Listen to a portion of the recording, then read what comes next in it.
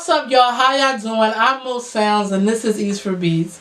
And today we have a special guest with us, Stephon Amir. Yeah. Everybody give a warm welcome.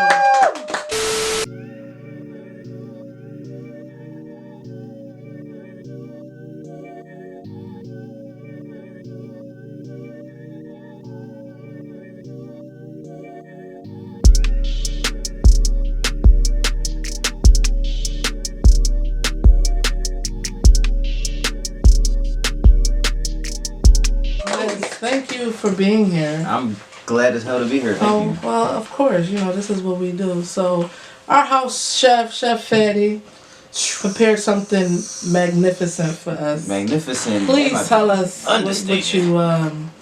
what you prepared today. Okay, you have a chipotle chicken sandwich with chipotle mayo and a chipotle avocado spread with some cheddar cheese, romaine lettuce, topped with some nice sized pickles for sweetness and crunch. Oh. And I just gave y'all an extra side of chipotle mayo. This is chicken. A double-decker. Double-decker chicken breast. God damn. 2 titties. Had to pound them out. Got 2 titties and 2 nipples. That's yeah, perfect. Right. I'm just gonna. Oh. That's overwhelming. Oh. Alright, I think I'm gonna take Mr. Picks. Okay, I'm just gonna go. Oh shit.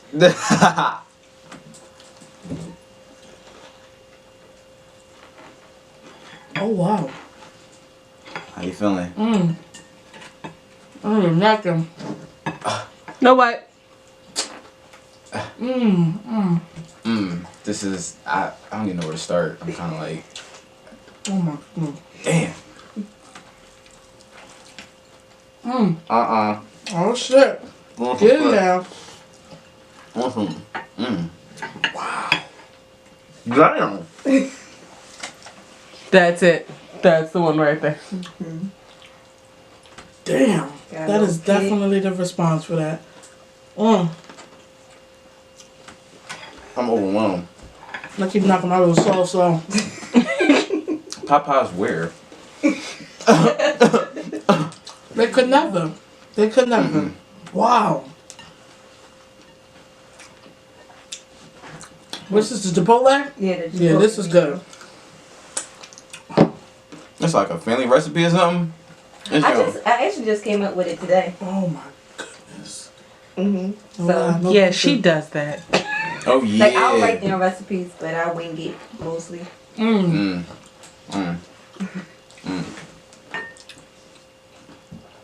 Yeah, this one. Mo gonna have to turn her joint into a singer. A taco. It always goes back into a taco. My bottom bread is disappearing. There's a little pickle. So, Stephon Amir, tell the Eats4Beats family, what do you do? What's your specialty? What did God put you on this earth for? So, I'm an entertainer, a podcast host for SB Live Podcast. Nice. And in a few weeks, I'll be launching my entertainment company and label, Melwood Music Publishing and Entertainment. Oh, nice. Everybody give a warm welcome for entrepreneurship. Absolutely. Then I also have my own merchandise collection, which is named after the brand Scatterbrainiac. So that's some of what I'm wearing now. This hoodie, this t-shirt. Then I have a bunch of new products launching this year, which I'm excited about, as well as a female collection and a child collection. So I'm super excited. With hoodies and shit like that? Yep, hoodies and merchandise and then other products. Nice. So how long have you been in the fashion stuff? About five years. Wow, nice. That's what's up. Designing your own things and being outside the box. Basically. Of course. You got to. Because everybody on the same type wave these days. I can't do it. Yeah, you got to be on your own wave. Create your own shit. At all times. Yeah, absolutely. That's what my brand is all about. Which I can show you when I'm like not covered in this delicious sauce. There's a It's an animate. My logo is an animated bear head. and the Thunderbolt is the initials of the brand Scatterbrainiac, and then the other I is a barcode representing the brand's message for being one of a kind. So if you're someone that's one of a kind and about doing your own thing and running your own way, Scatterbrainiac, my brand is for you. Scatterbrainiac is for you. So you say you're an entertainer. Yes, man. How you out here entertaining? What do? You do music, right? So yeah, I'm a hip hop artist, but I dance. I have a background in dance, so my performance theatrics are a little bit different.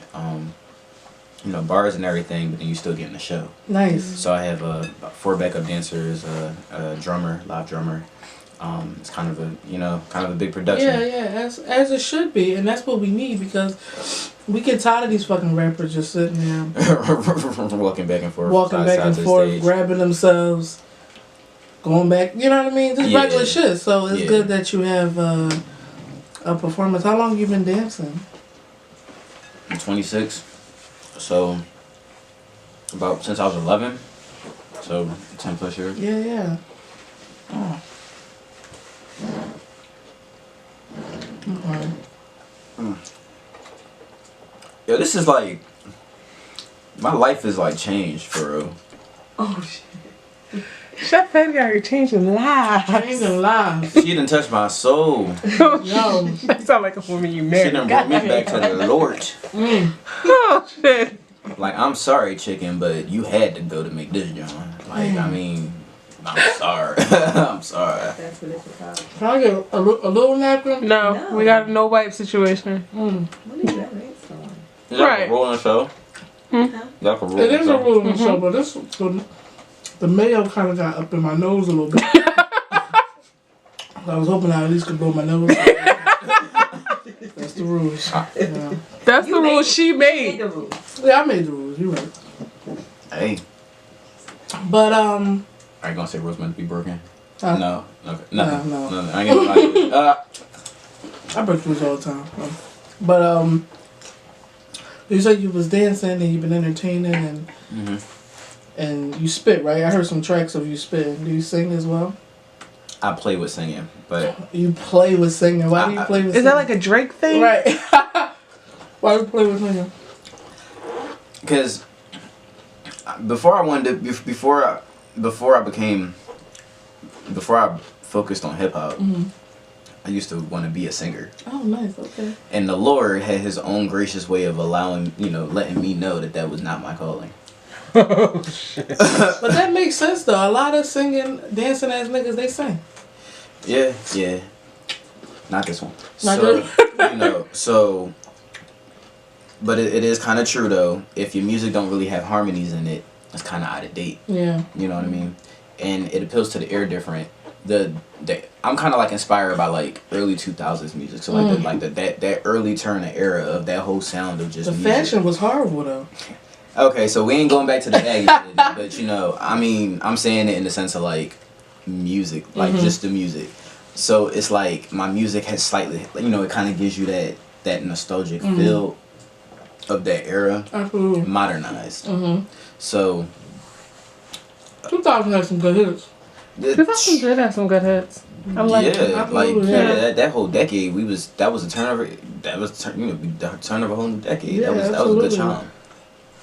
Fab was popping. I was a big Fab fan. For real? Early 2000, yeah. Good drawing. That's a good drawing. Yeah. Fab was the man. You still a Fab fan? Yeah, I am. But Fab is kind of like underrated. I feel like people don't give him the love he His deserves. credit that he deserves. Yeah, He a beast. So what was you listening to? In the 2000s? Yeah. And a little bit later. I'm huge on like most of the Young Money. Young Money was hard for me. I'm huge. Like I fuck with. Wayne dominated. Yeah, yeah. Wayne, Drizzy, Nicki. Them three. Even Tyga, because Tyga. Yeah, Tyga had some Jones. Yeah. Tyga had some shit. Like I fuck with that, and I fuck with Tyga's collabs with Chris Brown, like their mixtapes and albums together. Thank you. Real shit. Those are good mixtapes. That's not me being Chris Brown's ex-wife. Those are good mixtapes. Here we go. Right. There's some good Jones, and even with Chris, can't. His bars and wordplay, like he up there. Like so, it becomes a good Yeah, project. because you see me looking at you. Yeah, so I have this thing with Chris Brown now. I just feel like I don't want to hear nothing the fuck he got to say. I was hoping his voice would get a little deeper. Mature a little bit. Mature a little bit. I don't know. I'm not a 16-year-old woman, little girl anymore. Mm-hmm. You know what I'm saying? Mm-hmm. So, like, I need something a little different from you, brother. And, you know, that's just my opinion. But I did love Chris Brown's first album, though.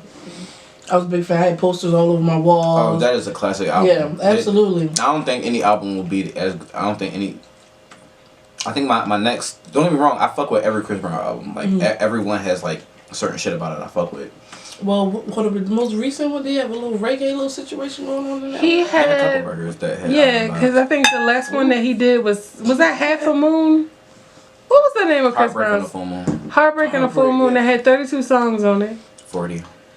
Okay, 47. Damn. And he spent 30 of them being Jamaican. So it got on my nerves. A lot of people didn't like Heartbreak on the Full Moon. A lot of people did not like the album. I mean, it went platinum. I mean, it's I mean, because it's fan base. Brown. yeah. I mean, it's the Team Breezy. That's why he always Today. he go number one and shit like that or whatever the case may be. Well, he said he'd be number one, but He be number one on some chart. he be Not the main chart, but somewhere he's Some still chart. number one. Right. You must have really went through a hard time with your divorce. You calling him by full name. I did. Chris and I were together for about 15 years before we divorced. I love that man. That was my baby.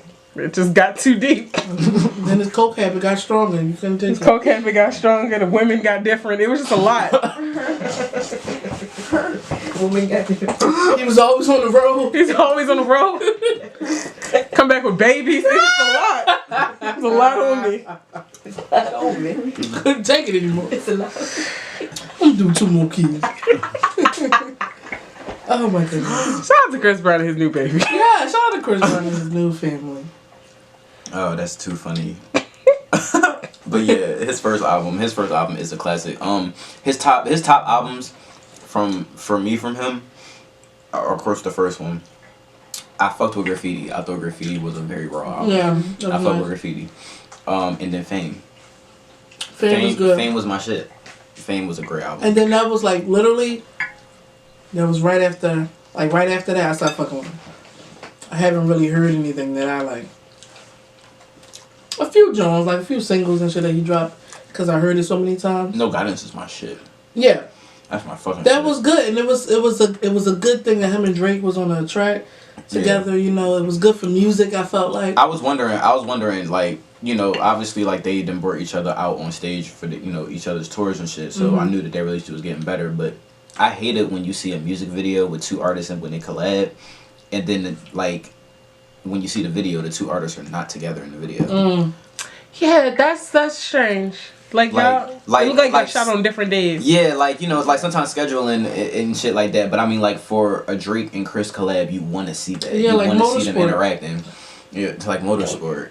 like Motorsport. Oh, to see Nicki and Cardi interact. You know what I mean? Yeah. Yeah. I thought that would have been dope. Like, It would have been dope, but I mean, would it sold as many papers as them fighting at an event? Yeah. Maybe not. yeah, She threw a shoe at she her. got a bag after that. You know, Cardi did that for sure. I'm glad you're enjoying it. Absolutely. Enjoying it, the word. This is marinating in my soul. Oh. Damn. Oh wow. I don't think you understand how long it's been since I had a good chicken sandwich. You know what I mean? You write poetry? Just music. That just sounds like poetry. He just Right. That logo. He's a lyricist. right. I'm just saying. Everything you saying about the food is poetic. It's doing its just. Chris Tucker, Young Money. What's your What's Hot Then? What's your favorite Young Money song? Collab joint. All Young Money. Mm-hmm.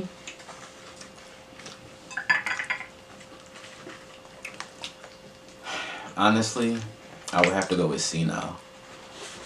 See, now work hard. I agree. See now for me, I thought that was the hardest. That was the hardest single. That one, and I think Mad. I think who was on Mad? Mad was Birdman, Nicki. That's why you mad. That's why you mad, man. Oh shit. Like yeah, like I did fuck with that joint too, but not more than See Now. See Now was my shit. I feel like everybody. See Now was lit. Everybody held their own. Yeah. Verse wise. I remember See Now. I think my least favorite was Roger That. I wasn't a fan of Bedrock. Yeah, I wasn't a fan. I think they were just trying to figure out each other's style and try to, work together and see how, let's just test the waters real quick. It didn't work. Yeah, I didn't like it, but they were, high rating tracks for them. Good Jones. Always good Jones. Always good Jones. Yeah, but I was a big fan of Nicki Minaj.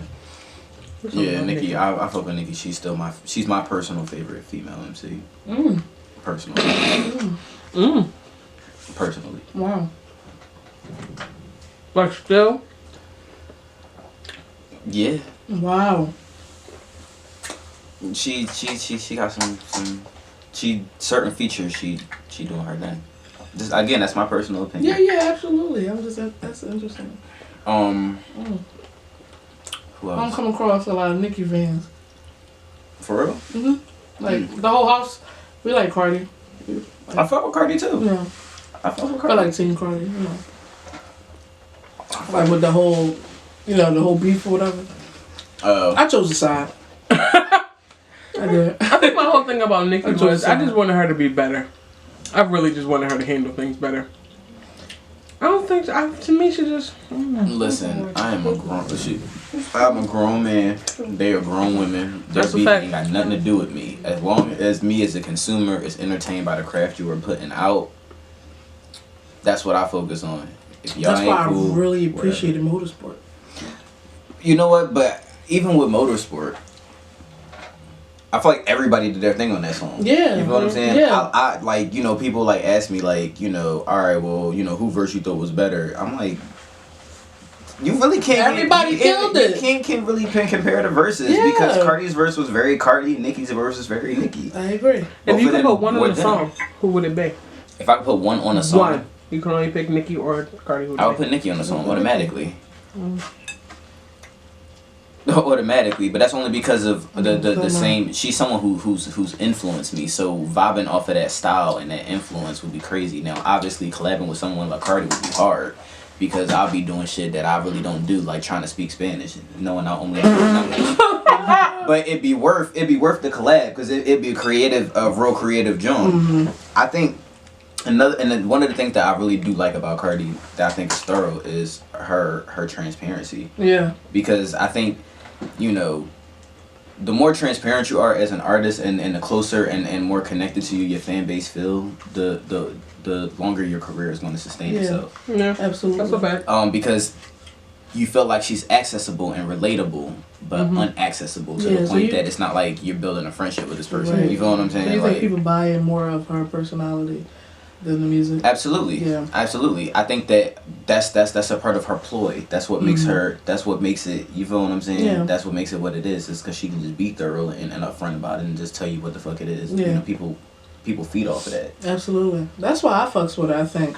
That's exactly why I fuck with her. Like think about it. A lot of people will fuck with Beyonce, right? If they knew more about her. Now, don't get me wrong. She don't get me wrong. I mean, she Queen Bee, but you got to think about that mysteriousness that she's always kept about her private life over the years. Yeah. But the minute she goes start telling about her personal life, everything's skyrocketing all over the place. All the numbers going crazy. You selling out this, you selling out that. When you start pulling all your personal business, you feel what I'm saying? The more intimate and more personable you are, the more people are addicted to it is because people are just nosy. Yeah, absolutely. That's why. Anytime she give y'all a little information about her life, is a documentary. Exactly. She gonna capitalize like I'm gonna tell you about it, so I'm gonna make a. That's boss move shit. Nigga, that's like reverse therapy. I'm gonna tell my story. I gotta get a bag off of this. Right. I'm gonna be like that. I'm gonna vent to y'all, but basically charge y'all to do it. Absolutely. That's genius marketing. Yeah. She's a genius. She's a marketing. Beyonce is a marketing genius. She just like she don't even gotta announce shit. And just be like, oh, this is what I'm doing. Oh my God, Beyonce! Not even this is what I'm doing. This is what I did. This is what I did. Right? This is what I did. Just did it. That should be fucking people up though. You mean people do not be financially prepared for that. At all. Like boom, surprise album tour announced this, that, and third. Yes, Tickets sold out. What? But niggas gonna no, cause you know she only do it just so you can afford your tickets by taxes. Absolutely. So I mean, look at the dates. Check the dates. They're all the tours always start at the beginning of the year. Yes, They go on sale right when you get that tax money, because people know you're gonna say that paycheck, put half aside, and then when you get that tax money, you're gonna pay shit off. People do it every year. Yeah. It happens all the time. I'm gonna miss a few bills. But it'd be worth it. Yeah, it do, because she puts on the fucking show. I haven't seen her yet. Jesus Christ, I haven't seen her either, but I definitely watched the little documentaries. I watched. You know, That homecoming shit was hard. that shit was hard. I had to appreciate it after the 5th, 6th time Candace played it. But it was a great performance, and then to see Taylor Swift, no ass having ass, up there trying to imitate the little fucking marching band thing. You know what's funny? A lot of people, I saw a lot of people's, yeah, that was a bad drum. Like, and like, here was my stance on it. If that's what y'all were thinking about, and that's just sheer coincidence, you know, boom, at least y'all pulled it off, I guess. No. Just listen, I'm giving everybody benefit of the doubt. However, no one from your marketing team didn't think, Beyonce's whole theme she just did was this. Maybe we shouldn't go with this idea for this. You know what I mean? Like, did anyone have that thought to be like, wait a second, I don't think this is a good idea? You know, we were talking about this on my podcast. It was almost like that H&M shirt with the monkey. There was no one at the marketing table that was like, guys, I really don't think this is a good idea. We should not drop this shirt. And everyone's just probably like, oh, shut up, Stan. You don't know what you're talking about. Yeah. Then next thing you know. It wasn't. You know what I'm saying? Like, I feel like 9 times out of 10 it's not. Because if it was not a nigga at the table, they'd be like, That's what I'm saying. Absolutely not. You know what I'm saying? Excuse me. Or not. Yeah. Someone could have thought, like, it links us to the motherland or something. Like, I don't know. Felt like. I just felt like you gotta do better. Yeah, absolutely. Like, that was just so... No one saw that coming. Like... And it's like the Gucci thing, too. It's just a whole bunch of shit. It's a bunch of stuff. Yeah. Talk till we blue in the face about that shit. I just feel like it's either if the person is at the table to say, is the person at the table, or there's at least 1 or 2 people at the table to say this is wrong, we shouldn't do this. It's like, do I really speak on it? Because am I gonna lose my job? Am I about to go through a whole bunch of shit? That's what I was saying. Or is anybody even gonna listen? Yeah. Right. And sometimes, you know, the best thing for you to do in that situation is probably to be quiet. Unfortunately, you know what I mean? Because people in higher positions always think they know everything. And it's because they're in a higher position. But you gotta listen to the people that's on the ground doing the work. A lot of upper management don't want to listen to the people on the ground doing the work. Right. Yeah. Absolutely. And I always thought that was a stupid concept, because if anything, those particular employees are the ones that are closer to the demographic that you're targeting. If anything, their opinion should be valued more. They're like directly linked to your clientele. And or they might do certain shit like where they might hire black people just to, I guess, get information from them on how to do things to attract black people. You know what I mean? Like, there's all types of scheming ass shit. You know what I mean? That's why you gotta you know, develop entrepreneurships. That's shit in our communities, and we gotta talk about, you know, building our own and shit like that, so we don't have to deal with that shit. That's a fact. That is financial independence and freedom. You know, that's the goal. You know, absolutely. Always. Yeah. I agree. So I was listening to your mixtape Triad on that Piff. Are you finished? Yeah, I'm on pause. Yo, He that's the first time. Yo, give it up. Yeah. Congratulations. We should have had a trophy for Right. I know. Wait. We didn't know that was possible. Nobody ever finishes their food. That finished my food. I'm the only one for real. So you're like, They be trying. People be trying their hardest. yeah. I'm so glad I could break a record for you. Anytime, let me know. Got y'all. So this is wine. Mm-hmm. Yeah. Pinot Grigio. Pinot Grigio. I got red wine. Y'all doing niggas so good. Eats4Beats. We try. Eats4Beats. Yeah, so I was listening to your mixtape on that Piff called Triad. Appreciate it. Absolutely. And 3 tracks stuck out to me. Candace, what was the first one? I think it was Spaz. Spaz. So can you elaborate the concept of Spaz and where were you like when you wrote that song? Yo, alright, so Spaz. So I was looking at this it was this thing that I wanted to do. Like I had a video concept in mind where I wanted to kind of like dance in like a straitjacket. Like my Triad is kind of like my more refined approach to being more personable in my music. So the project was structured as more of like a personal, intimate project. So I needed a couple of records that were just like, you know, kind of representing where I was coming from, and Spaz was like that record that I kind of feel like I could just be aggressive on. Yeah. And so Absolutely, that's what I felt like. I just attacked that joint. I they're just two completely different energies, and you know, because I typically can't write fried. If I'm high, I cannot write. Why? Because my brain is accustomed to processing shit a mile a minute.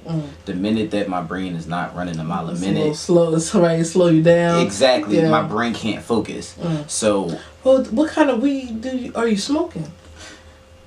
Crypto kind of light, my nigga. Law, I mean, I think the craziest thing I smoked recently was called Trainwreck. Trainwreck. Yeah, they got we got some shit. Real shit. I mean, it's some shit out there that, you know, a sativa that maybe can you drink that and get you a little uplift instead of a downer. You know what I mean? But you still be high, but you like getting shit done. Yeah. You gotta stay away from the indica. You need that sativa, man. No, listen. It's just weed period for you. Listen. It's just any type of influence, like you know what I mean.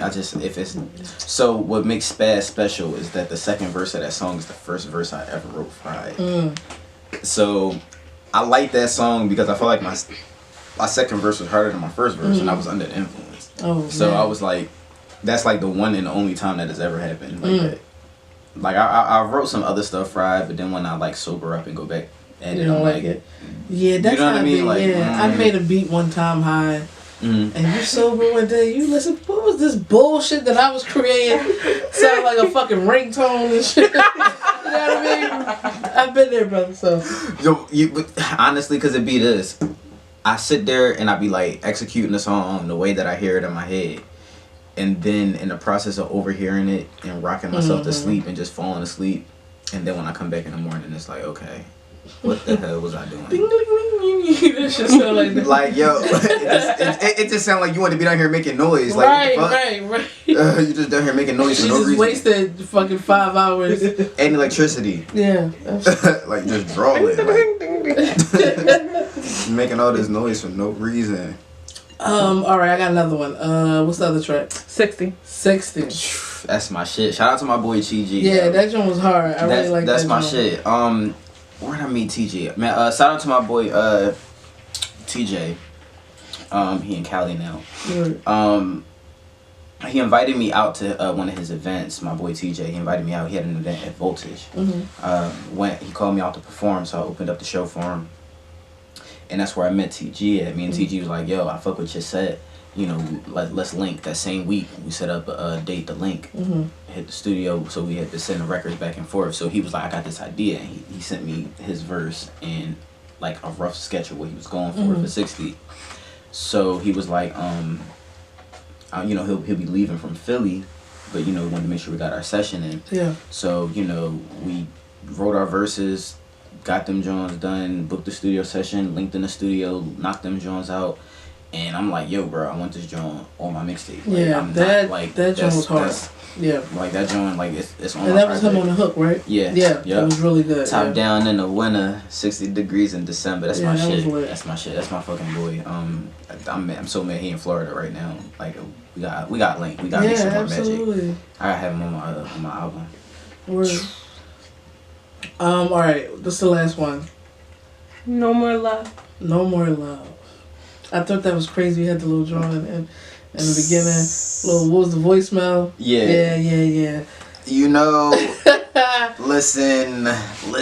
No More Love is a very special song to me. I wrote that song after I got rejected. So who started? Stephon. He started. Yeah. It's like, no. I got the itis. What? I mean that joint was crazy. That joint was Shit was crazy. bananas. So I mean I feel what you're saying. We both eventually, I eventually finished mine, but he finished his for sure. Yeah, I just don't eat pickles, so that's the only thing. That's the only reason why they left. Hold on, I'm sorry. It was actually really sweet and crunchy. It was. You said you didn't like them. Yeah, I like No, them. she said she thought they I was think it was what? cornichons. Cornichons. Cornichons are the fuck disgusting. Yeah, fuck it. I'm just gonna eat one because y'all talking about them and just feel like I got to try. And it's dipped in the sauce, so that's a good look. Yeah. We'll see. Yeah, they not bad at all. You filming this? I usually don't eat those type either. Nope. The pickles is not there. Oh my God. Speak it real quick. Mm-hmm. Off the subject and you won't get into the last track. But fucking my mom came in here with Boston Market. And they had she got like a little family joint. So she got the whole rotisserie chicken or whatever, mac and cheese, I think rice and gravy, and it was these potatoes. Like roasted potatoes with garlic and shit. Mm-hmm. The potatoes taste like pickles. What? The red potatoes taste like pickles. I'm like, what the fuck did they put on this shit? Pickles. Pickle juice? Exactly what it tastes like. It was in. Why would you put pickle juice on roasted potatoes? I wouldn't do Is that a thing? No. Who puts... Okay, so it was like all you taste was pickles? Yeah. It was just a heavy... Maybe it was an accident. That's terrible. Why do Boston Market have pickles, though? Why?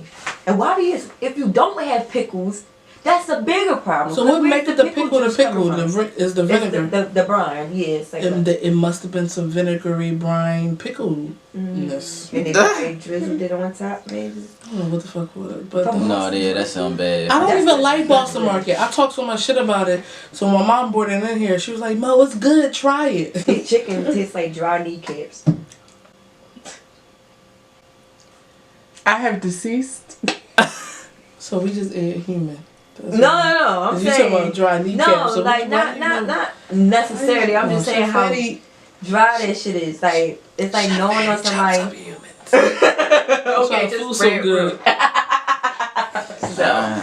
Shit. We just You go to the market with me. So now you think I'm a part of that shit? Like, this is why we do Eats4Beats. Sound like I go to the market. I don't be in the kitchen. I It's don't know like, what y'all doing. we eat rappers. I got it. Y'all still in shit. Leave me alone, y'all. Boston Market chicken is dry. Okay. Yeah, this actually, I'm not gonna lie, the rotisserie wasn't bad. Wait, from which Boston Market? I don't know which Boston Market she went. I went to I think she the went- last Boston Market I went to was down West Philly. You know where we used to live at? Yes, I think that's the one she went to. Yeah. Hell no. I'm sorry. Damn, well, that's why my shit. You know what? That's why my The shit. tastes like cornbread was pickles. kind of good. Milk and cereal. There's just some places, and I just there's no disrespect, and I love my city. There's just some places in some areas of the city you just don't eat from, and I would just say that Boston Markets in West Philly would not be a place I would. Listen, I Eats4Beats didn't purchase it. My mama did. Now, I don't know about y'all, how y'all treat your mama. My mama, she brought in the food and I had to eat it. Cause you better eat while you're here. No, yeah, Cause you I ain't eat all cooking that. when I get in the house. Yeah, you already know how that is. Yeah, That'd be so- like you either gonna eat what I cook or you're not gonna eat it all. Right.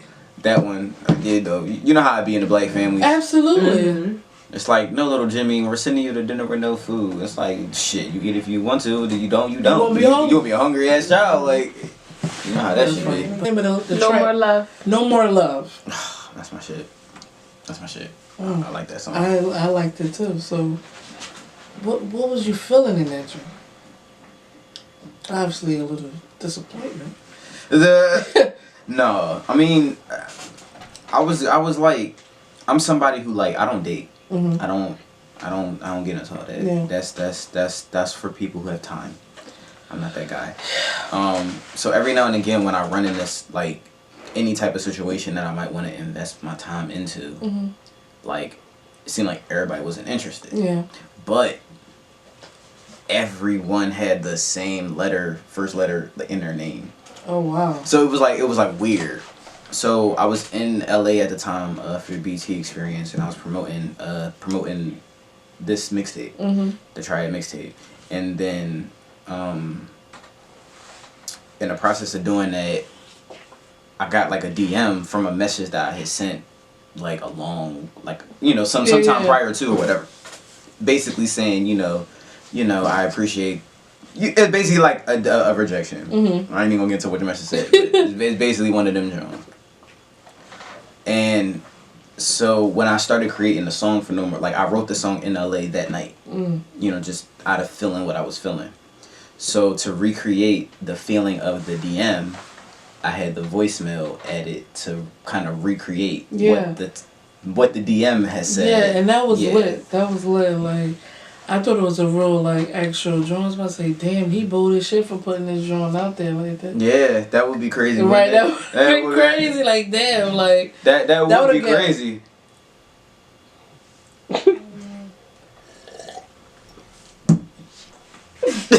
It's a real one? No. Oh, real shit? No. No, it's not.